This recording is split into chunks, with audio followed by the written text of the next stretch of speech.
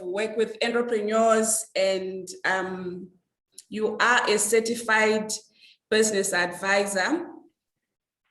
I think my first point of call is just wanting to understand maybe a bit of a brief bio of you and how you are navigating yourself in these uncertain times that we find ourselves in. Thank you. Should I put a video on, or I'm Yes. okay when I'm hiding? I think we want to see you. Because I like to hide, so yeah, it's fine. Thank you. I think I'm there. Yeah. And hi, everybody, and thank you very much for having me today in this wonderful show. And thank you for inviting me, actually, because invitations are scarce these days, and events are scarce. So, but when you get invitation, you have to honor it either way. I am a certified business advisor who started some years ago, I would say 21 years ago, having worked with different companies and having worked with Discovery Health. And that allowed me to learn a lot of things. When you walk in a company and you see this person who looks young and you ask yourself, am I going to work here? And how did this person make it? So I, from that, took initiative to say, let me start my own business. Then I resigned. And when I resigned, then I just went off, and that was it.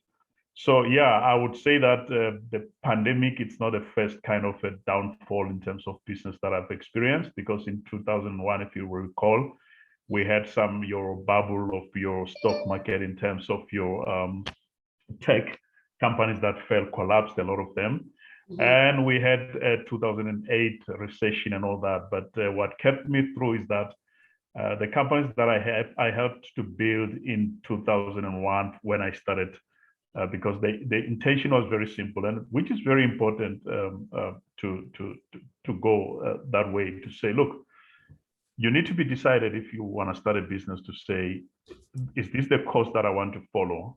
And if that is the course you want to follow, you have to understand that come high or hell or whatever that can come away, you will stick to that business. So the challenge that a lot of entrepreneurs have even now is to chop and change. When you face pandemic or difficulties, you want to change the course of your business. So I see a business like a ship. If you have your ship that you say, I'm going to the US, I'm sailing to the US, you would imagine Christopher Columbus when he faced the waves and all that, and then he changed the course. He would have landed in somewhere in Argentina, but he did not change the course. So the challenge with most of the entrepreneurs is that when they face difficulties and there are pandemics, there are uncertainty economically, they change the course of the business. Instead of finding a new way of how do I steer the ship forward? How do I steer my boat forward? How do I survive in this storm? They want to change the boat. By the time you swim across to the other boat, the water would have swallowed you. So I stayed on course. And after 2008, and I have to mention this because, like you said, that how did I survive? And for me to be here today, some of the business that I helped establish some years ago were now established after 8 years or so. So I was able to walk into the office and say, hey, listen, there is a recession and I don't have income, so I want to work with you for 3 days. I will be with you for 3 days. What job can you give me? And then they would say, okay, let's revive our strategy, help us to restructure and everything. And then we agree as to how much you're going to pay me. And I made it clear that this is for 1 year or two. After that, when the recession is over, I'm going back to my business. And I did that exactly. And when everything was over, but also it's very important to understand as entrepreneurs that whatever you pray, I pray God anyway, the creator of the universe, who's bigger than the universe itself. When you pray and you follow his directions and his leads, you don't know what's going to happen tomorrow, but he knows what's going to happen tomorrow. So with me, it was easy because after the recession and everything, when it picked up, the first clients that I would have was the government, GP and other governments that I would work with. And that propelled the business now to the next level. And I was happy with the levels that it was at, but I did not forsake the primary clients who are individuals that I've been mentoring and providing mentorship and all that. But also it's very important to understand when you are in your career, try to make sure that you fit into what are the things that what are the qualifications, what are the accreditations that you need to have, which is very important to say. If you're a business advisor, I had to find out which organization can I belong in, and then I came across IBASA, made an application, and then I was accepted. So I worked with them throughout. And I would say that it helped me because throughout, I was able to sit in 2 or 3 companies that I helped establish now as a board member. Because if you're a business advisor, you can't be a business advisor forever. There must be a time where now you have to come back, as a different coach or as a player or whatever that you have to do. So yeah, I would say that there are those businesses that I would have that opportunity. And fortunately enough, the businesses that I helped start some years back, I'm still in touch with them. They still call me, they still seek advices. And whenever they call me, I would say, hey, not a cold drink of, the police language, but a cold drink of saying, look, hey, Pel, I can't just sit down with you. We need to have tea, but I need to have some, money and all that. So it becomes more like jolly environment and exciting environment that I'm in now. And I'm more comfortable with the space, but there is a room for growth because I have to grow to the next level. I want to one day see myself advising big corporate that is commanding billions and billions. So, but the approach was very simple to say, let me build and grow with the businesses that I've started, the business that I've seen. Have I tried businesses myself? I did. Did I fail? Yes, I did. Did I succeed in some? Yes, I did. So throughout the journey, I would say that there were those situations where I would see an opportunity and say, you know what, this looks lucrative, let me try to go for it and something. But some of them did not work out, and some, yes, they did not work out, not because the businesses were bad, but the partnership. So it's very important as an entrepreneur to understand the kind of partners that you have in your business, because they can derail you, they can derail your vision, they can derail your plans. Also, the kind of employees that you have, it's very important because they must buy into your vision for you, for the business to move to the next level. So yeah, in a nutshell, which was very long, I would say that that is the story of my life. And here I am today, connected in a platform that I never thought I would be connected one day. Oh, thank you so much. So I'm just gonna take you back to the part where you mentioned that sometimes entrepreneurs, they are not able to navigate themselves to do certain things better. Would you think that maybe it's lack of clarity from the word go, or lack of passion, lack of purpose or direction? What would make a person stay course even when there are challenges?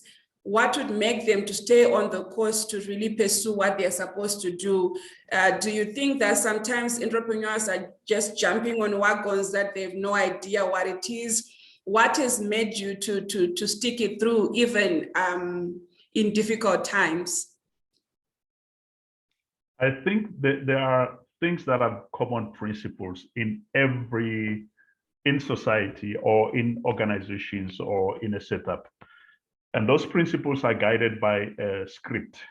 If you look at the Christianity, it's sustained by the book that it has. If you look at Islam, a religion, it's sustained by the book that it has, a Quran. If you look at Judaism, it's sustained by the Torah. So as an entrepreneur, you need to find what is it that you can define as your business and write it down. So hence the Bible says in Haggai, I don't want to quote the scripture, I might misquote it, where it says that write down the vision so that they can run with it. Yeah, so it's very important that you need to write down your plan. I don't want to call it a business plan because now the young generation now is fighting so hard to say, no. Now we deal with business model, canvas, we deal with all these things, but it doesn't matter. Whatever you call it, have it written down. It's like when you want to sail across to the other side of the ocean. you need to have a plan to know how many kilometers, how many distance am I supposed to cover? What is the deepest end of the whole thing, so that you can avoid Bermuda Triangle. So that is very critical. So writing down your vision, writing down your purpose, writing down your values, writing down your mission, your objectives, what do you want to achieve in the next 5 years? So if the storm happens in 3 years' time, you need to revisit and say, what did I say I want to achieve in the next 5 years? I'm now in year 3. Here is COVID. Do I still continue? And how do I navigate to the 5-year period?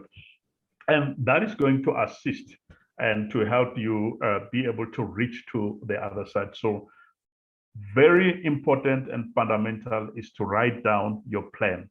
Don't just write it down, revisit your plan always.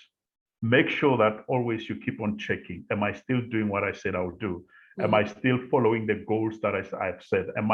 Is my vision of my company still the same?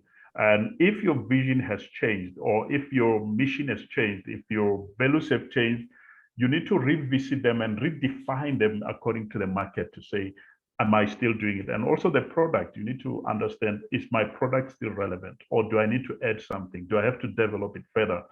You look at the bigger brands like your Coca-Cola. I'm not advertising Coca-Cola. I'm not a fan of Coca-Cola, by the way. I don't drink it as often. But there was vanilla Coke. There was this Coke. There was this Coke, that Coke. That was a way of trying to say, how do we become innovative? And guess what? If vanilla Coke was successful in the market, it would have even replaced the current brand taste that we have. But those were the tests and the trials and the journey. So as an entrepreneur, it's very important to understand that as you walk in this journey, look at what are the things that I can bring in. If they fail, here is the thing with most of the entrepreneurs. When they fail in the initiative, or the initiative fail, they see themselves as failures. You did not fail. It's what you tried to do that failed, not you. You have not failed. You can still carry on. You can still pick up. You can do things differently, but you'll keep on moving in what you do. Because I think that's a continuous season of failure can be very disheartening to a lot of people, and trying to balance yourself between failure and telling yourself that it's the idea that failed, not me, can be a bit tricky to a lot of entrepreneurs. And then you also alluded to the issue of compliance. I think one of the things that we also noticed with COVID was that a lot of entrepreneurs were not compliant with the work that they are doing. And sometimes you end up missing opportunities because in terms of SaaS, you are behind, you're lagging behind. What would you advise entrepreneurs as they desire to scale up, as they redefine their products and pivot themselves? What would you advise in terms of compliance in the work that entrepreneurs are doing? Well, there are compliances that you can get away with, like you being a certified or a professional, somebody in the field, because you can hire a professional to do the job for you. But there's one compliance that you cannot get away with, a product, because that is what is going to be used by somebody else. Whether you're a doctor or you are whatever, or you've got medical experience, you can develop a medicine or whatever the case might be. You need to look at the product itself first. Is my product compliant? What are the regulatory bodies that I need to belong to? What are the statutory bodies that I need to subscribe to for my product to be accepted? Do I need ISO? Do I need just a SABS number in South Africa that I can be able to sell my product to the citizens? And also, even if you have SABS and you know that you're not going to export your product, you need to understand what is the role of ISO. Will ISO give me some mileage in terms of the market? So those are the very things, because you'd find that you've got SABS approved, but now the terms and conditions or the regulations or the client says, no, we need ISO approval. And that will give your company some kind of mileage in terms of how your brand can be out there. But also remember, you are competing. You compete with big brand, you compete with international brand. And so it's very important to find ways to develop your product such that it will be compliant, but also you as an individual, how compliant are you in your field?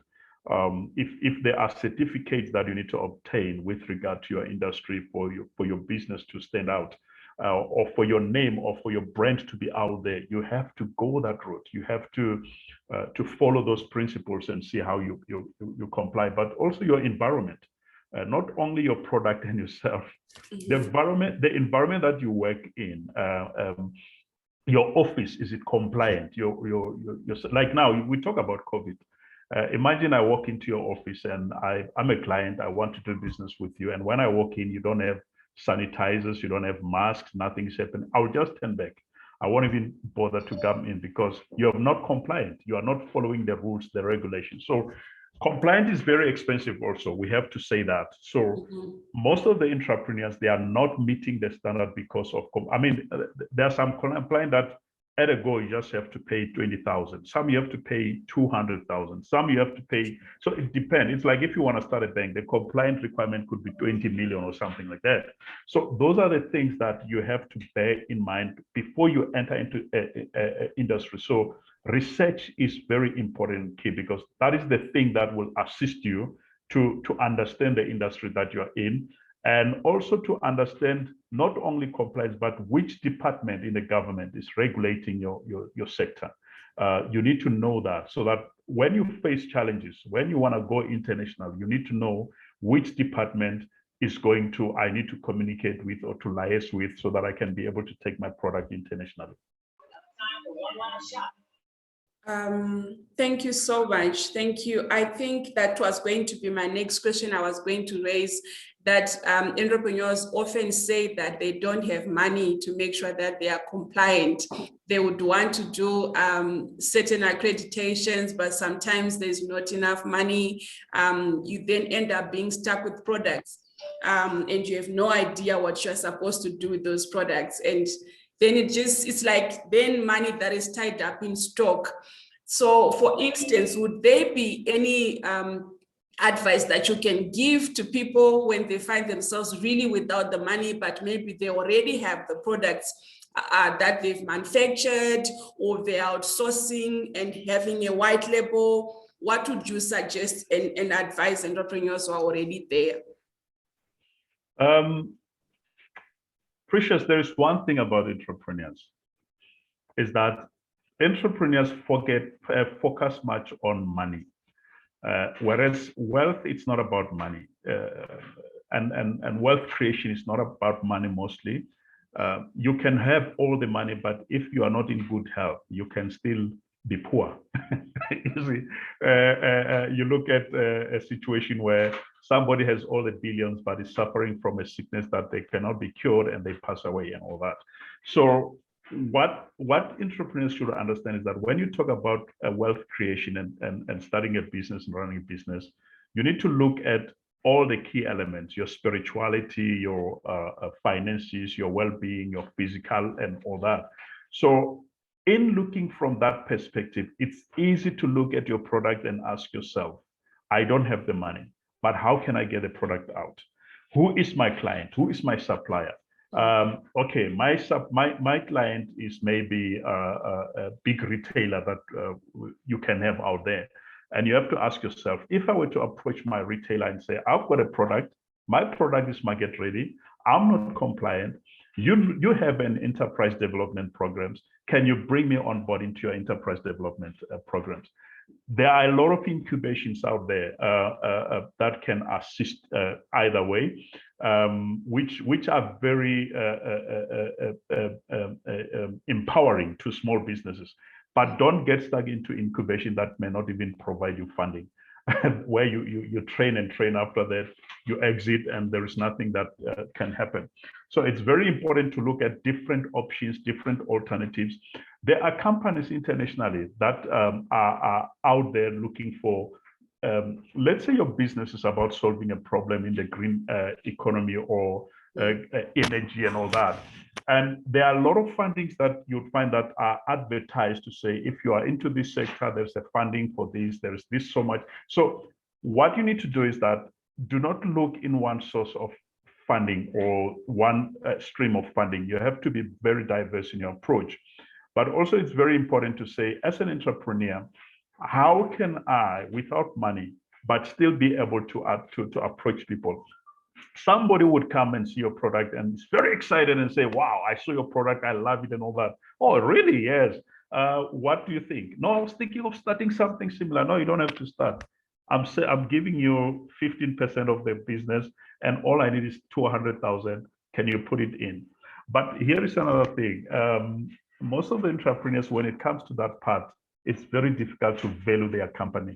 So it's very important to know how much is your business worth at any stage of your business.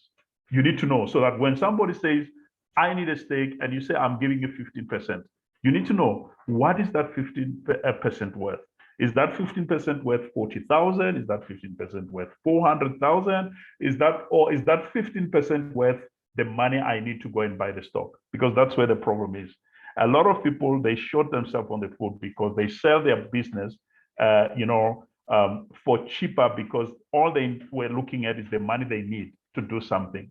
And by the time you want to replenish the stock or you have bought the stock is not moving, you've got rentals to pay, you've got bills to pay, you did not negotiate for that money.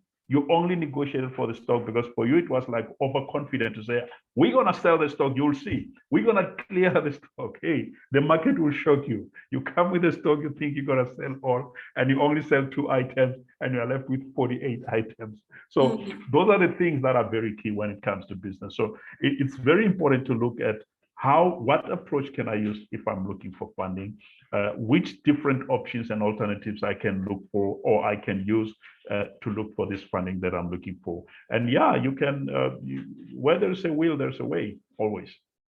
So I'm largely hearing, I could be wrong, that research and development plays a very critical role at whatever stage a business is at, whether it's ideation or maybe you want to scale up or you just want to grow. It seems as if research and development is very critical.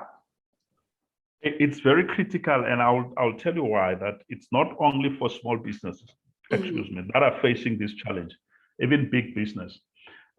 We had a case recently where a big ship was supposed to come on our shore to supply us with electricity. I think they call it, I forgot the name, but I wouldn't even mention it.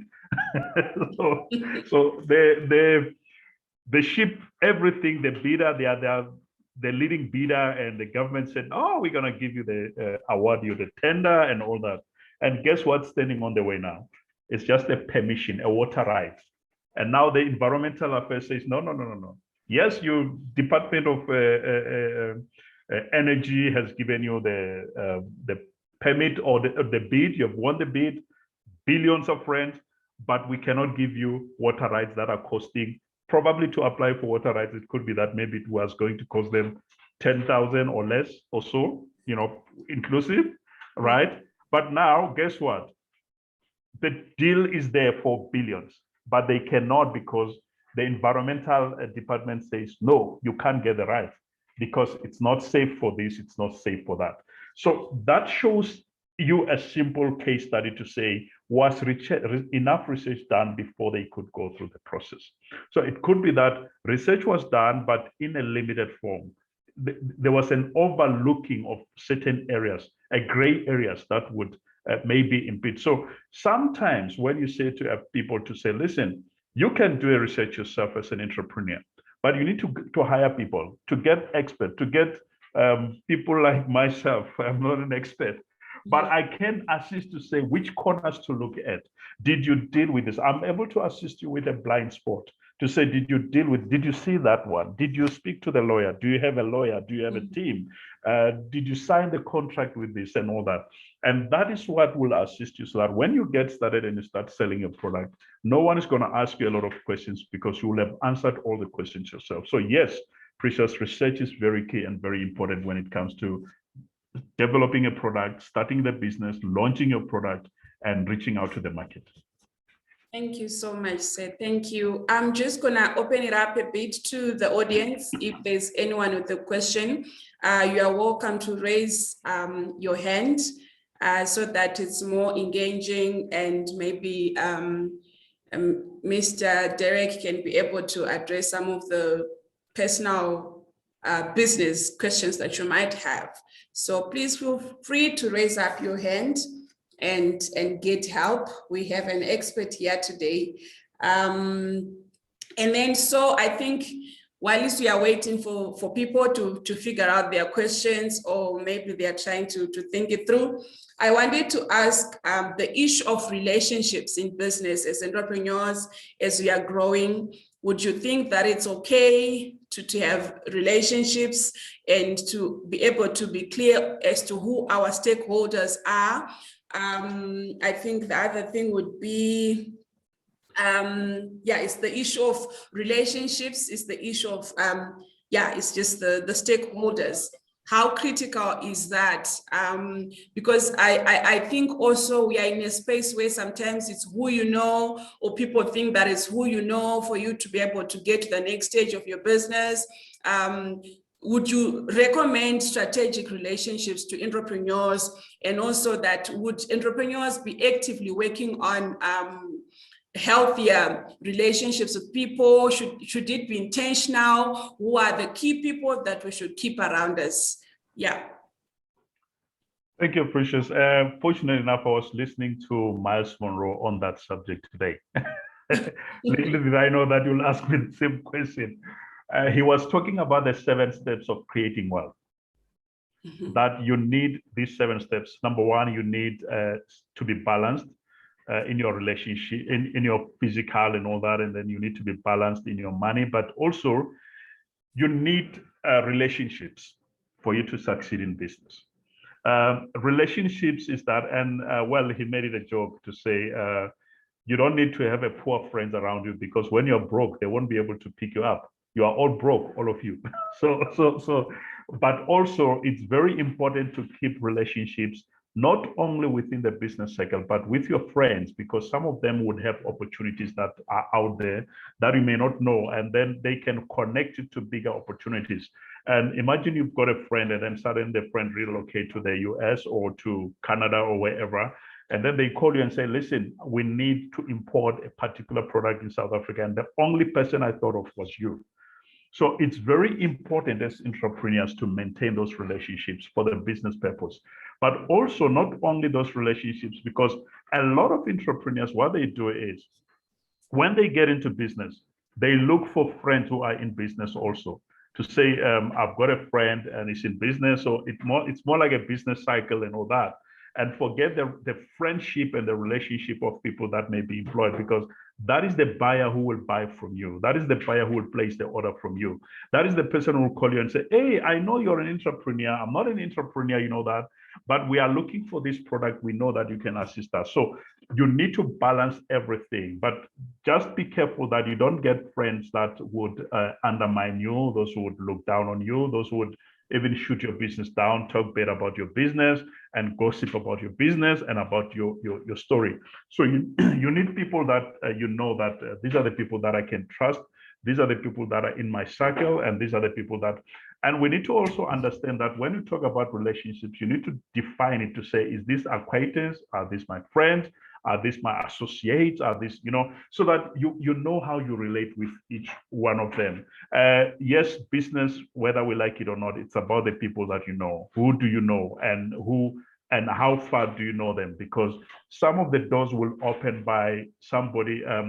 There's the 6th degree of separation that says that it will take 6 people in your cycle to reach to somebody else. But today we can look at it and say how many degrees in the internet that we can reach to. You'll find that that degree of 6th degree of separation has been reduced to 2, because all that I would need is to subscribe on LinkedIn to be able to speak to a CEO of a particular company. Mm-hmm. And because I'm subscribed, I can reach out to that person. So it's very important also for entrepreneur to review and say, in my cycle of a relationship, who is still active, who's no longer active, and you'll be able to tell whoever is not active what could be the problem. But also, it's very important, Precious, that in your cycle of relationship, you have to ask yourself, who can I give out to?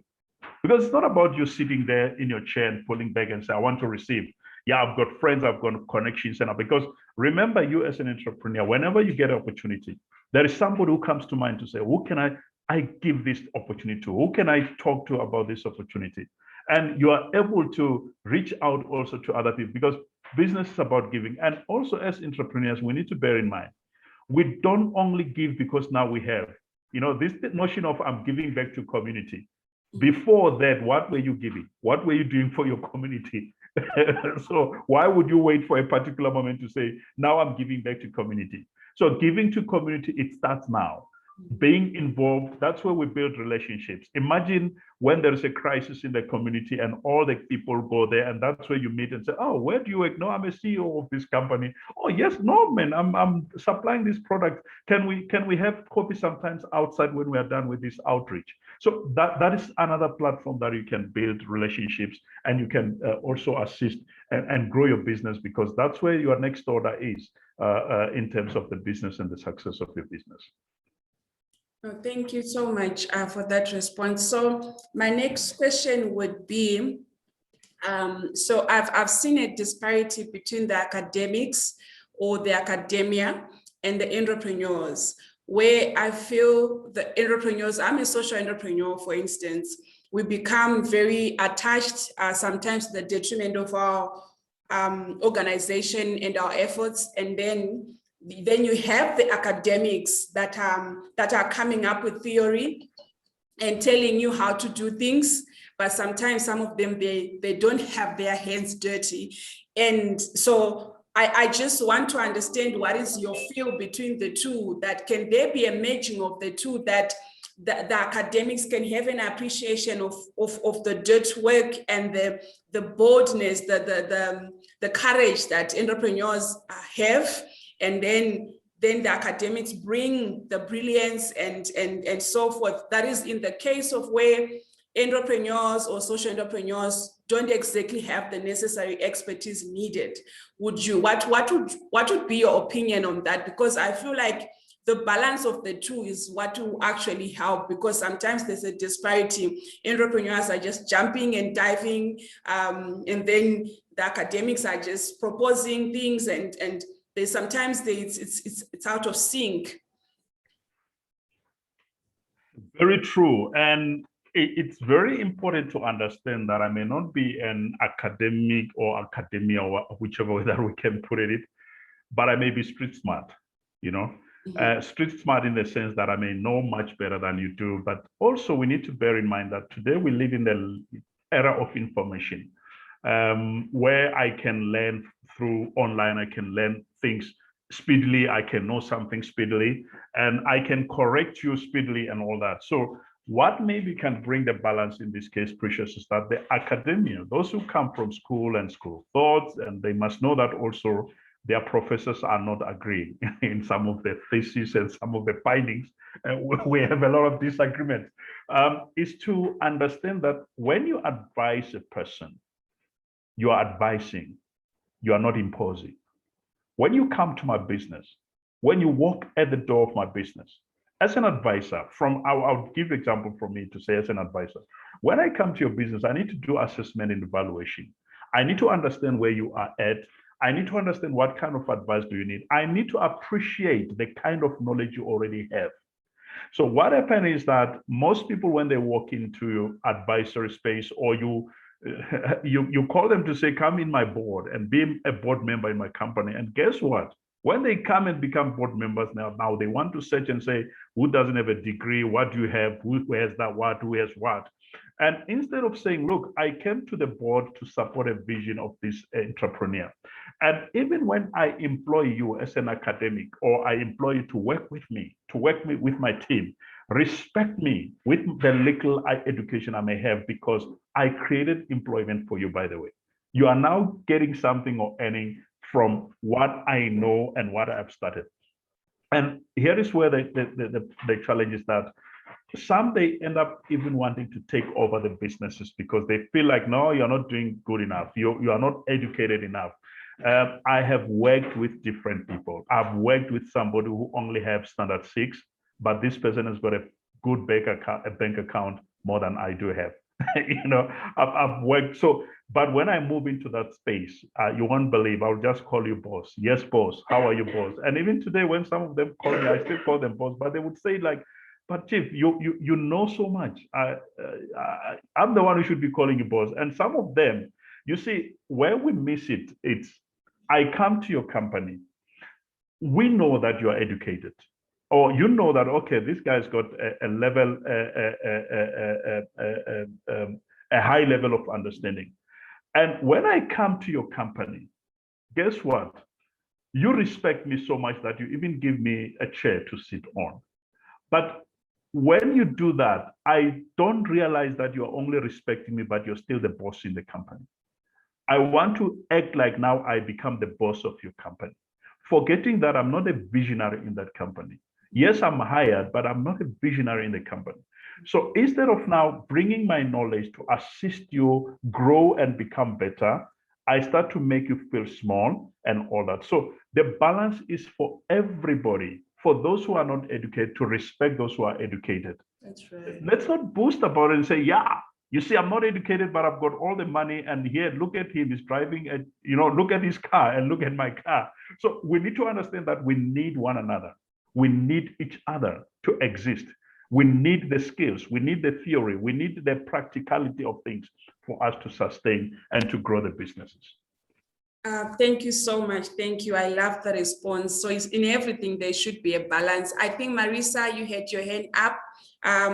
Please feel free to unmute and ask the question or Ed. Thank you very much, Precious. My question to Derrick is pertaining to the bridge between the formal sector and the informal sector. Here in Zimbabwe, I've worked extensively with the formal and the informal sector. And many a times the view to the informal sector is that it's disorganized. But being in the informal sector doesn't necessarily mean that it's disorganized. So for me, my question is bringing in the formal sector, and how do we bridge that gap between the formal and the informal sector? Thank you. Thank you, Marisa. Thank you, Marisa. I heard your question very well, and I like what is happening in Zimbabwe. I saw these electric bikes that you guys have for the farmers there. Very exciting. And I was like, can't we have this in South Africa? No, we can't. You know why? Because South Africa would feel like, you know what? We are so upmarket, and we need a tractor. We need this heavy machinery. We are not looking at convenience. We are looking at luxury. We are looking at all these things. So yes, you're right. When you look at the market, there are those that you would say informal and formal, but there is one question that you have to ask yourself. What makes a business informal and what makes business formal? Is it about the registration of the business process, going through that, all the, the bureaucracy and say, I'm registered now and all that? Or is it about the person who's running the business in a formal and professional way? I may not be registered, my business may not be registered, but I may run the business so formal more than you who is registered, who don't even keep appointments, but yes, you are registered in the system and all that. And that is what brings a line to say, we have a situation where here is an informal entrepreneur according to the definition, but this person is very successful and wealthy. This person doesn't even have a bookkeeper and everything. But this person, when you say we need 40,000 now, can produce that money and give it to you now. So we need to understand that. But also, I think it has to do with consultant to say, do we respect people based on, oh, you are registered or you're formal or not? So for me, when it comes to business, it's not about whether the business is formal or informal. It's about the understanding of the entrepreneur. How much does the entrepreneur know? Because those who are formal, registered and everything, I'll give you an example with the security industry. A lot of guys who run a business in those industries, the only skill they have is the accreditation of grade C or grade B. Then you can start a company because you have experience in security. But when you look at the running, the administration part and everything, a lot of things are not in order. But guess what? Because they've got a guaranteed check that every month they will be paid 800,000 into their account. They're okay, and they keep on going. So the question of formal and informal, for me, it's about the entrepreneur to say, where are you? If I come across you and say, here is your business. Oh, yes, your business has been going on. How long have you been running the business? No, for 5 years. Have you considered that you can register the business? No, I've got problem. I don't want to pay tax and all that. No, you don't have to pay tax, but you have to deal with that. So we need to merge the two and say, how do we create the language of entrepreneurship, not the language of whether the business is formal or informal. And where we see the gaps in terms of the informal part of things and formal part of things is to say, how do we bring in close that gap by maybe making this business or register this business or making this business compliant. So for me, it could be, the difference could be compliant and non-compliant operation. Because whether you are complying or you are not complying, the common denominator is the money that we are all making as businesses. I'm sure that I tried to answer that question or to clarify on that, Marissa. Thank you very much, Derrick. Thank you. Thank you.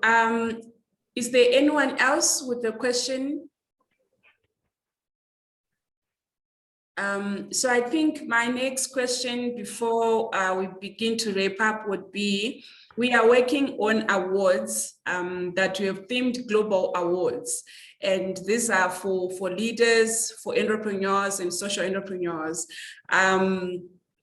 What value, what added value from your vast years of experience do you think awards bring, and what would you recommend for them to have more relevance and impact for entrepreneurs? Well, to start with, I would say that it's a great initiative that you've started in terms of the awards. Thank you. Something that a lot of people don't think, that entrepreneurs just want that thank you from the community. When you bring the awards, all that you're doing is that you are encouraging excellence, because you already have your criteria to say, we are looking for this, we are looking for that.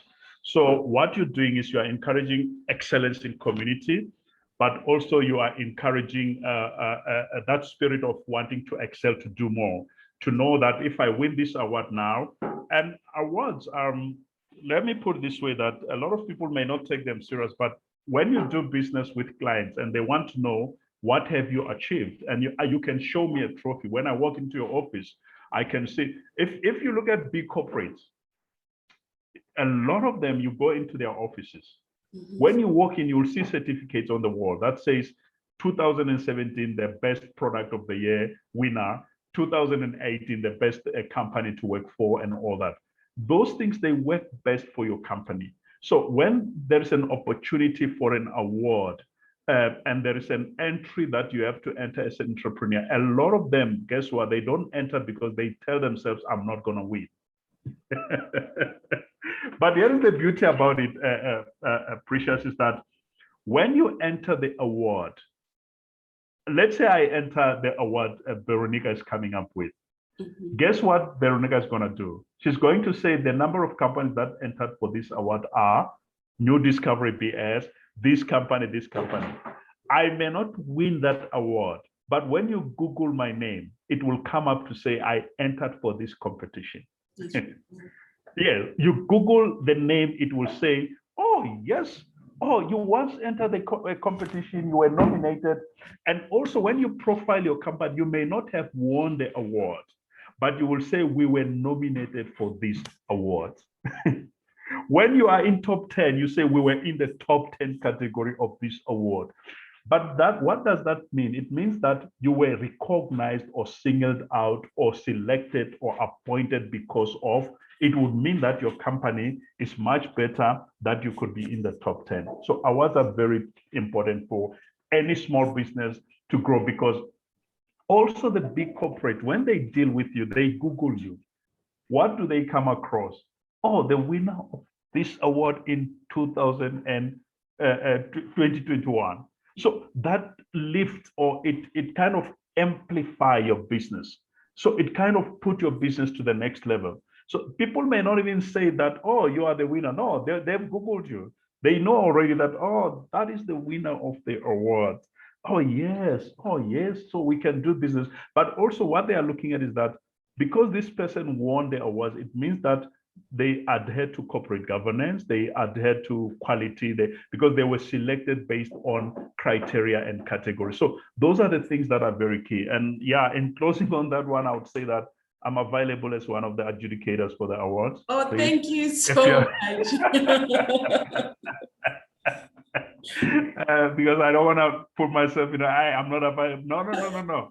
I'm available to serve in the community, but also I like the connectivity because now I'm able to speak to Marisa from Zimbabwe. I can speak to anyone from any part of the country. So yeah, I'm for awards. I believe much in awards. I've entered a lot of awards. I did not win many of them, but I've entered many competitions. I mean, Recharge My Biz app, we did enter for MTN awards. And guess what? When you go and type Recharge My Biz, it would come up and say the one of the nominees, you know, of the award. And even in our profile, we put it there and say the nominees for these awards.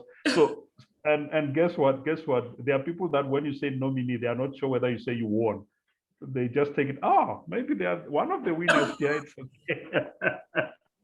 And if they come and say, you said you won the award, they say, oh, go back and read. I said nominee. But yeah, it gives you that credibility and that kind of a value, you know, it adds value in your profile.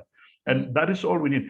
And it's very important that as an entrepreneur and as a small business or as a business in that, for that matter, achieve something that will be worth recording annually. Don't be stagnant. Don't tell me the story of having won the award in 2016. Tell me, what did you win in 2021? If you did not win, what did you do for the community in 2021 as a business? That can be worth telling a story that can be recorded and documented so that when your name, your growth, your value increase according to what you achieve daily, what you achieve weekly, what you achieve monthly, what you achieve annually. That's how your value increase. And don't let a year go by. Don't let a week go by without having achieved something, without having done something. If you did not get the award, create an opportunity where you can give to the community. Call the media if you have to. It's not bragging, but you are giving and you want the story to be told. So that every year, annually, because if you have no story to tell as an entrepreneur, guess what? Google keeps on pushing you to the bottom. So when we search, you keep on going to the bottom. But the more you have story to tell, the more you have got something happening, you keep on being up there. When we search for a company, your name comes first. Oh, last week, this company donated so-and-so to this. So you become more like up there and you keep coming up there. No, thank you so much. So I'm gonna put 4 things in one as we ask you to maybe just wrap up for us. Your profile said that you are a friend of good governance. And then I saw the app that you have done, Recharge My Biz. I wanted just to understand how relevant it was and also how we can also be a part of it. How can we subscribe to that? I've also noted that you also have like a course, I think, for entrepreneurs that you run. How can people be a part of it? And then lastly, there's a question here that Uile has. She's asking, besides marketing, how do you take your brand out there? Yes, I would start with the question because the rest, everybody can get it online about me. Marketing is very key, but marketing is the core of every business. Now, maybe to answer the question is to say, everything you do, it boils down to marketing your business. In the community, you are giving to the community, be it that you go to the community, somebody's in need, somebody has a need, you meet the need, you buy the grocery, you take it to the family. Guess what's going to happen? They will talk about you. Everybody in the community will say, hey, Bula came with plastics, you know, she came with, you know, or he came with a bakkie, you know, and the bakkie came and then they delivered the grocery or they brought a badge to this family, you have done a marketing for your business. So yes, it's marketing. It's something that you do to the community, but at the end of the day, it's about marketing. You need to avail yourself to the media. If maybe there is any conversation that's happening in the media and you know you can contribute to the topic, make a call, give that call. But when you call, guess what's going to happen? Who was that person who called? Oh, they will Google and say, oh, it's the owner of this company. So it's more like emerge from the masses, come out of the sea, come out and let the world know about you. Let everybody know about you. Come out, because before people, I mean, here I am today. The first thing you know, it's about Ndzavi Derrick. You don't know which company am I running, which companies am I sitting at, and all that. So it's about what content, and also carry the content. What message do you have for the community? What is the area of activism that you are standing for? So those are the things that can assist you besides just direct advertising and throwing yourself out there. In terms of the app, you can connect with us via the app. The app has been very helpful in terms of making sure that the businesses, we advise businesses on regular basis.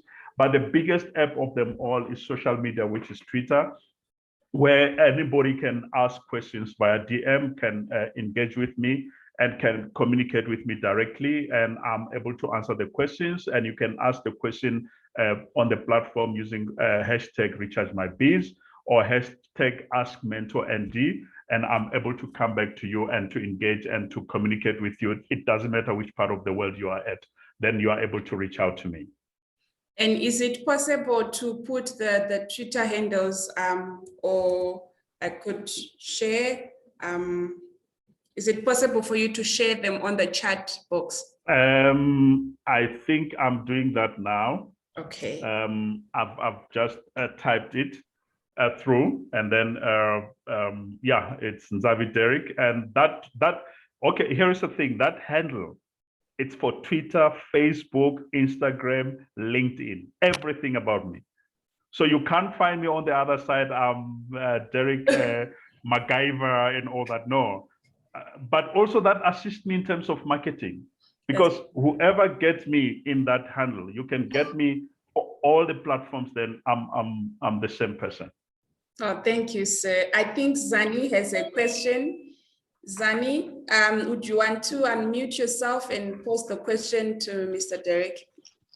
Thank you, Precious. It's not a question. I just wanted to say that we appreciate the platform, and sometimes as social activists, we don't take time to sit down and introspect on the value add that we bring to our communities. So it was very refreshing today to listen to this and be so encouraged from Derrick. So thank you, Precious, and thank you, Derrick.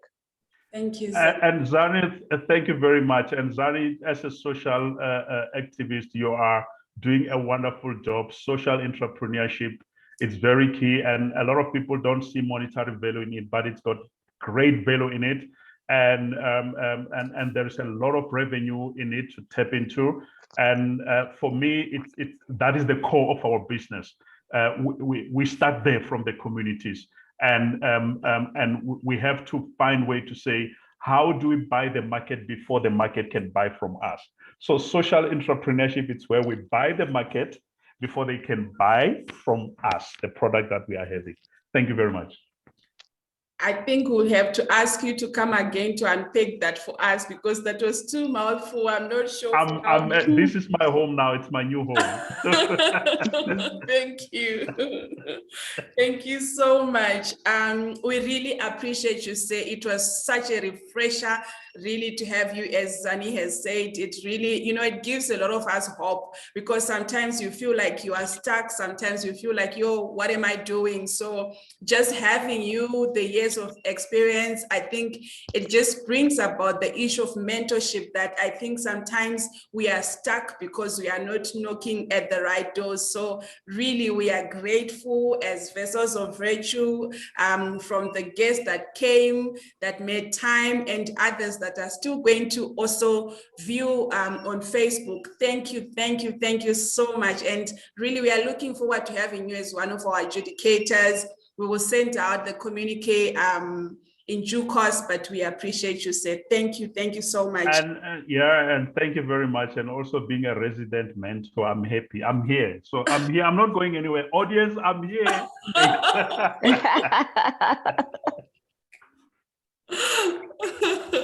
Thank you. Anyone with anything to say before we wrap up? We have a minute to go. Oh, thank you so much. Thank you. Thank you, sir. Thank you. Bye. Bye-bye. Thank you.